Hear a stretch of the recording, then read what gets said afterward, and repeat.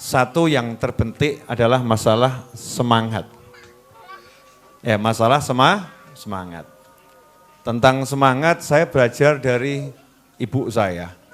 Semoga panjang umur, sehat walafiah, bitaatillah insyaallah. Ibu saya ini semangatnya Masya Allah, saya kalah itu. Setiap saya cari, mamah mana? Pengajian. Mamah mana? Pengajian. Ya, mamah mana? Pengajian. Cari lagi, mamah mana? Pasar. Cari lagi, mamah mana? Ada di Raudhah bagian sebelah timur. Semangat untuk bergerak.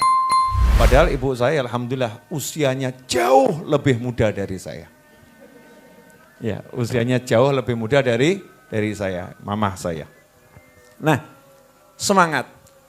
Semangat itu bisa merubah seseorang yang kecil jadi punya tenaga yang luar biasa. Merubah seseorang yang sakit menjadi sehat. Merubah seseorang yang sudah divonis menurut pengetahuannya orang-orang yang punya pengetahuan berdasarkan ciri-ciri fisik yang dimiliki, usiamu tidak lebih dari 1 tahun. Itu kalau punya semangat, maka dia bisa hidup lebih menyenangkan daripada orang yang enggak divonis. Ya, semangat. Orang yang enggak punya duit, kalau punya semangat, bergairah. Ditanya, punya duit? Enggak. Tapi aku punya semangat. Karena itu, punya semangat itu penting. Dan al-semangat itu nular. Ya, semangat itu nular. Orang yang enggak bersemangat, kalau di dekatnya orang yang biasa-biasa saja, maka yang biasa-biasa saja akan ketularan, jadi tidak bersemangat. Orang yang bersemangat, kalau duduk di sekitar atau di samping orang yang biasa-biasa saja, maka yang biasa-biasa saja akan tertular, jadi bersemangat. Karena itu, ya karena pentingnya semangat, berarti kita harus pinter-pinter. Duduk dekat siapa? Nah kalau kita pengen semangat sholat, ya duduk dekat orang yang semangat sholat. Kalau pengen semangat baca Al-Quran, ya duduk dekat orang yang semangat baca Al-Quran. Kalau pengen semangat nikah, nah itu ada tuh ya, yang minta doa sama saya, Habib saya ini kelihatannya udah susah nikah ini. Umur sekian belum dapat jodoh. Ya harus duduk sama orang yang semangat cari pasangan. Jangan buat perkumpulan orang-orang enggak semangat. Jadi temennya ini semua yang memang usianya sudah usia nikah, belum nikah-nikah dan tidak bersemangat. Nanti akhirnya jadi al-malesu. Ya malesnya luar biasa. Kalau pengen semangat cari duit, ya cari nafkah, ya harus duduk sama orang-orang yang semangat cari nafkah. Makanya kalau ada orang yang males-males, itu dilarang ada di dekat Habib Novel bin Muhammad Al-Idrus. Tak suruh males, sana. Ya, nyinggir. Ya, Sadiis gak males, Masya Allah ini. Sregep. Ya. Kenapa? Wong saya udah rodok males, dikumpuli orang males, kan al-males kuadrat nanti. Jadinya kan mudah tertular.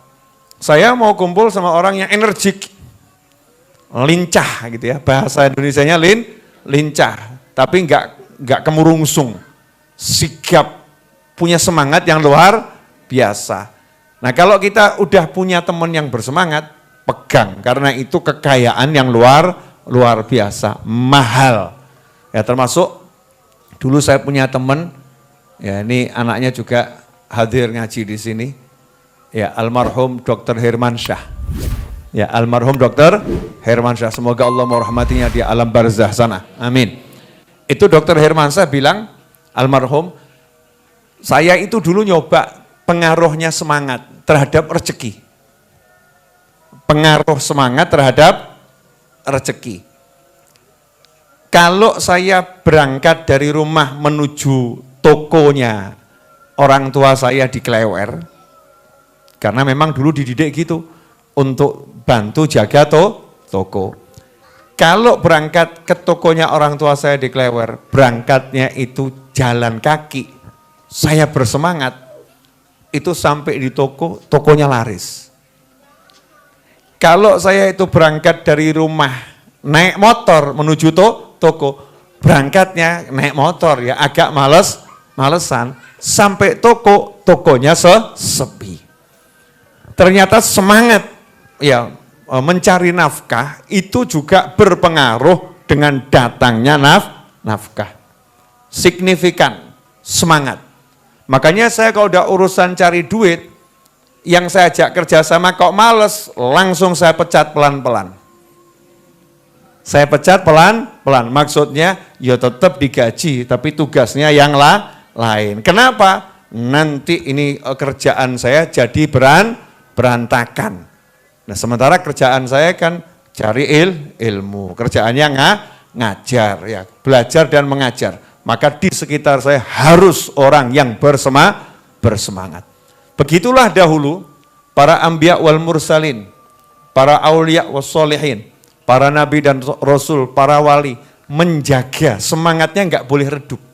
Makanya ada tips cara agar kita tetap bersemangat. Insya Allah akan saya bagi gratis ya pada sore hari ini. Karena kalau ngaji sama Habib Novel itu kan ada gratis, ada bayar. Ya Jumat malam gratis, Rebo sore gratis. Jumat malam gratis, dapat roti, dapat air, dapat kopi, dapat nasi. Masya Allah. Gratis plus. Betul? Rebo sore, alhamdulillah sore, nggak ada judul makan nasi. Ya kan ya? Rebo sore dapat air, dapat kopi, dapat roti. Betul? Gratis. Jadi santri weekend 3 hari tidur di sini gratis, makan snack pagi roti gratis, ya kopi gratis, sarapan pagi gratis, makan siang gratis, snack sore gratis, makan malam gratis, kopi dan teh tersedia. Kopi dan teh tersedia di kamar beserta air gratis selama 3 hari, mulai Jumat sampai Ahad siang, gratis. Pengajian yang lain ya selain itu, kalau saya lagi live di YouTube juga gratis. Yang berbayar cuma satu, Zoom. Nah, kalau Zoom berbayar, kenapa? Salah satu cara untuk ya menggratisi yang gratis adalah menarik bayaran dari yang ikut Zoom. Jadi dari jamaah oleh jamaah untuk jamaah. Itu konsep dakwah Habib Novel bin Muhammad Al-Idrus. Jadi kalau ada yang nanya, kok Zoom-nya bayar toh Bib? Nah iya, buat bayari yang gratis. Cukup Bib? Enggak. Tapi barokah ya, tapi barokah. Nah ini saya share, caranya gimana biar kita bersemangat. Jangan lihat saya bersemangat lah ini. Bersemangat. Ustadz Is tadi semangat, Masya Allah. Semangat mengakhiri. Begitu lihat saya langsung semangat untuk mengakhiri. Nah kenapa saya bersemangat? Karena saya pengen ibu-ibu juga pulang nanti membawa semangat. Minimal kalau ditanya suaminya ikut ngaji Rebo sore dapat apa? Semangat. Masya Allah. Akhirnya suaminya lanjutkan semangatmu, pijuti. Wah, Masya Allah. Siap. Ya senggol saja 1, 2, 3 selesai. Lo kok mandek? Insya Allah barokah. Jangan ngomong gitu ya. Jangan bilang kalau yang ngajari Habib Novel. Ini trik dan tips saudara-saudara. Nah, cara biar kita bersemangat. Cara biar bersemangat. Sekarang mau cari kumpulan orang-orang yang semangat kan tidak gampang ya. Biasanya orang bersemangat juga dikumpuli males. Karena terlampau beraktivitas. Caranya bagaimana? Mudah. Caranya adalah membaca kisah-kisah beliau-beliau dalam kehidupannya sehari-hari. Baca saja ceritanya. Jadi cerita itu punya pengaruh yang luar biasa untuk menyetrum kita. Ngecas ya, dengan baca cerita. Cerita apa misalnya? Kalau kita pengen semangat baca Al-Quran, ya baca kisahnya orang-orang yang semangat baca Al-Quran. Kalau kita pengen semangat sholat, baca kisahnya orang-orang yang semangat sholat. Kalau kita pengen semangat puasa, baca kisahnya orang-orang yang semangat puasa. Kalau kita pengen semangat sodakoh, baca kisahnya orang-orang yang semangat sodakoh. Kalau kita pengen semangat mengamalkan sunnah-sunnah Nabi Muhammad SAW, baca kisahnya orang-orang yang semangat mengamalkan kisah Nabi Muhammad, sunnah Nabi Muhammad SAW. Kalau kita pengen semangat ya mengamalkan atau semangat dalam mencari doa mukmin yang lain, baca kisahnya orang-orang yang mencari doanya mukmin yang lain. Contoh, ini contoh ya, ada seorang ulama itu rutin puasa sunnah, istiqomah puasa sunnah, rutin ulamanya puasa sunnah.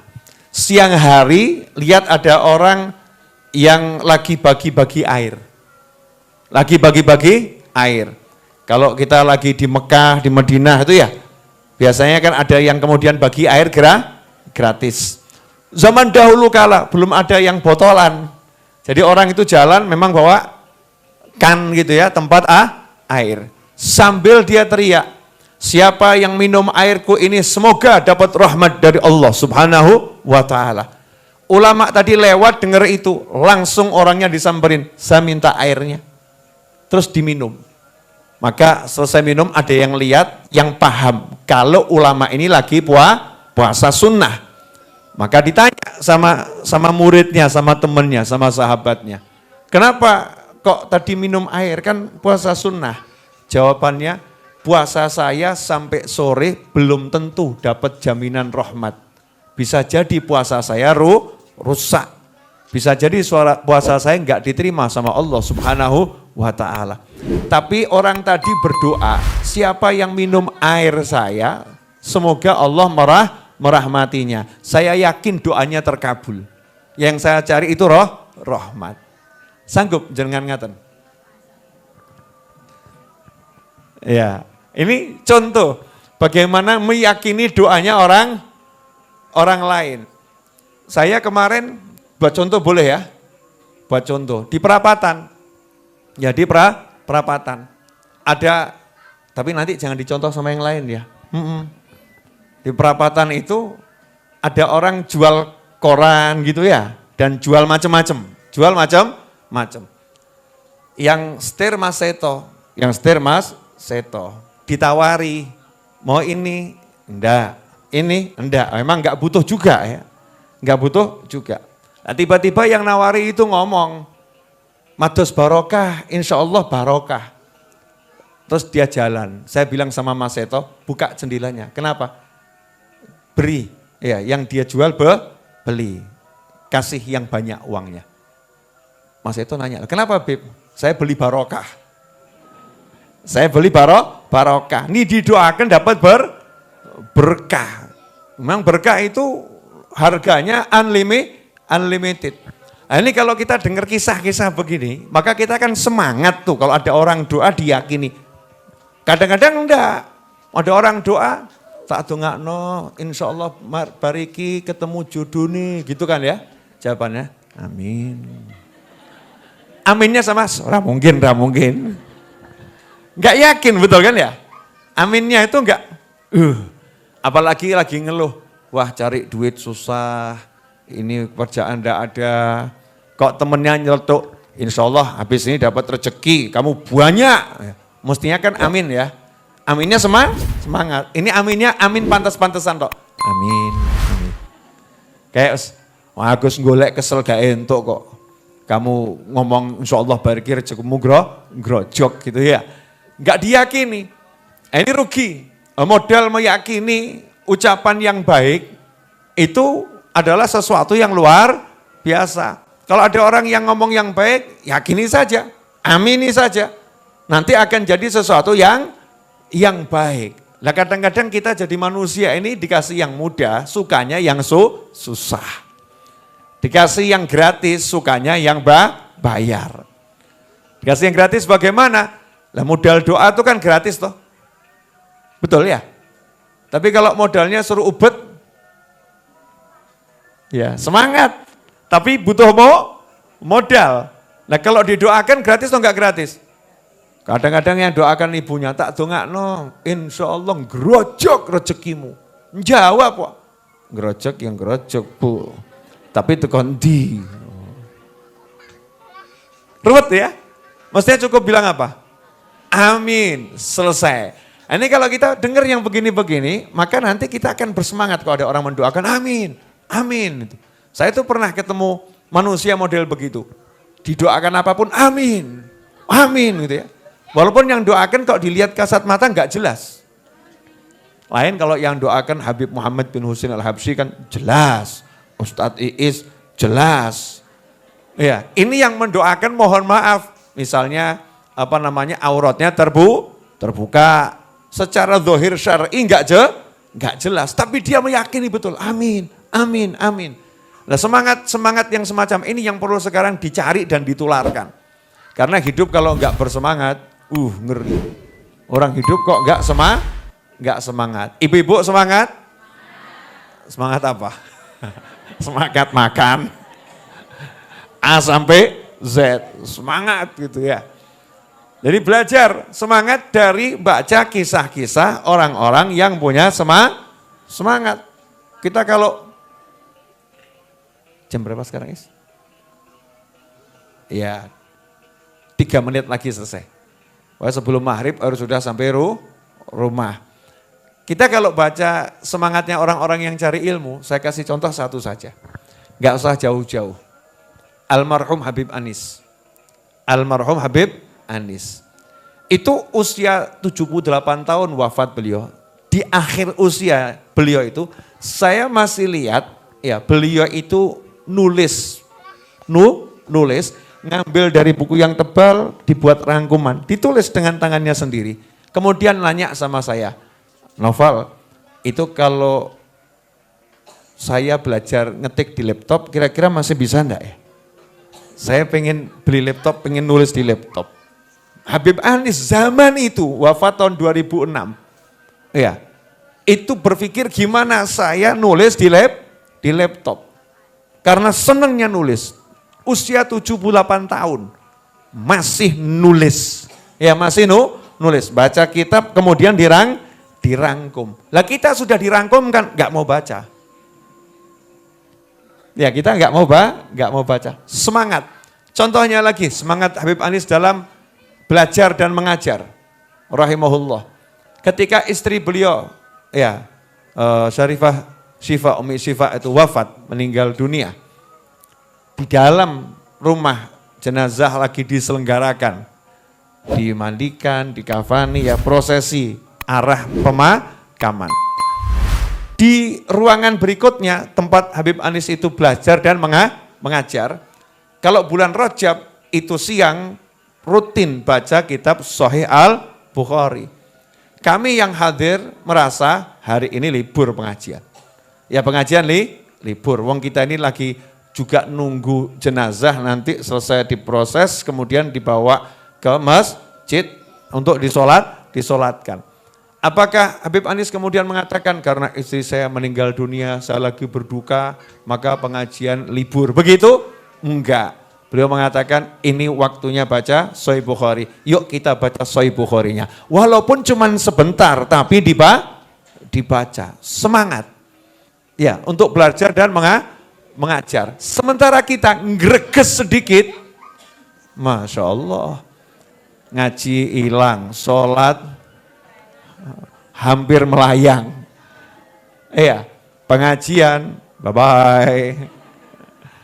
Hilang semuanya, karena nggak punya semangat. Makanya yang dibutuhkan sekarang ini semangat, himmah. Kalau kita punya semangat, maka kita akan jadi pemenang dalam kehidupan. Kalau kita punya semangat, insya Allah kita jadi pemenang dalam kehidupan. Muncullah kalimat dari para ulama, himmatur rijal taqla'ul jibal. dengan semangatnya para wali itu bisa nyabut gunung. Ya, dengan semangatnya para wali bisa nyabut gunung. Dalil, Masya Allah, oh no takut dalil. Alhamdulillah, ya Al-Quran itu lengkap semuanya ada. Contoh, ketika Nabi Sulaiman alaihissalam nanya, siapa yang bisa mindah tahta Balqis? Siapa bisa bawa tahta Balqis? Kursi singgasananya Ratu Balqis, bawa ke sini. Siapa yang bisa? Jin Ifrit, jin yang terkuat mengatakan bisa, kurang lebih waktunya 1-2 jam saya bawa ke sini. Nabi Sulaiman enggak mau. Ya, kesuwen. Terlampau lama. Siapa bisa lebih cepat? Muridnya Nabi Sulaiman dengan semangat, ya dengan himmahnya, dengan semangat, tahta Balqis, singgasana Balqis di kerajaannya dipindah enggak sampai 1 detik. Tekan. Himmah. Dengan semangat. Maka muncul kalimat himmatur rijal taqla'ul jibal. Semangatnya para wali bisa mencabut gunung. Ashabul Kahfi, dalil lagi. Ini wali semua yang saya omongkan ya. Tadi muridnya Nabi Sulaiman. Ashabul Kahfi hidup di satu kerajaan yang zalim. Sistemnya zalim. Pejabat di kerajaan itu zalim. Tapi enggak bisa merubah. Tapi semangatnya pengen kerajaannya jadi makmur, adil, ayem, tentrem seperti Indonesia insya Allah. Adil, ayem, tentrem ya, makmur. Pengen seperti itu. Maka pengen kemakmuran ya, kemakmuran, keadilan merata di mana-mana karena enggak mampu. Semangatnya tapi pengen, ya semangatnya pengen. Karena enggak mampu, keluar meninggalkan kerajaannya. Biar bisa membuat kehidupan yang baru di tempat yang baru. Hasilnya masuk gua, tidur. 309 tahun. Tubuhnya tidur, semangatnya enggak tidur. Melek, Masya Allah, kerajaannya sudah dirubah sama Allah Subhanahu wa ta'ala. Jadi apa? Kerajaan adil, makmur, dan lain sebagainya. Ashabul Kahfinya ikut ngurusin? Enggak. Ikut memperjuangkan dalam arti bla bla bla bla ngajar? Enggak. Ngapain? Tidur. Ya, disuruh tidur sama Allah Ta'ala. Cukup semangatmu, tidurlah kamu, aku yang bereskan. Selesai. Tapi ya terus mbok tiru. Semangat, tidur. Bukan. Itu bukan tidur, ditidurkan, paham ya? Nah kalau yang tidak berbuat secara zahir dengan uzurnya ditidurkan sama Allah Ta'ala, hasilnya seperti itu. Lantas bagaimana kalau dengan izin Allah kita diizinkan untuk bergerak, untuk berbuat dan lain sebagainya. Cari nafkah, cari ilmu, berdakwah.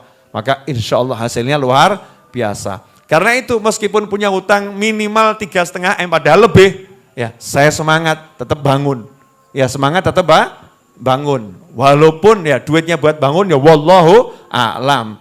Buat bayar saja ya wallahu a'lam. Tapi tetap semangat. Kenapa? Saya yakin kalau kita bersemangat, ya maka nanti semangat dengan izin Allah Ta'ala akan mengirimkan orang-orang yang bersemangat. Jazakumullah khairan. Selagi jenengan masih semangat, silahkan pulang dalam keadaan bersemangat. Ya insya Allah barokah. Tuh mama saya senyum itu buat saya rezeki yang luar biasa. Itu hadiah terindah untuk seorang anak ketika melihat ibunya tersenyum karena ucapannya. Hakadza wa'alafu minkum wa sallallahu ala sayyidina Muhammadin wa alihi wasallam walhamdulillahi rabbil alamin. Wassalamualaikum warahmatullahi wabarakatuh.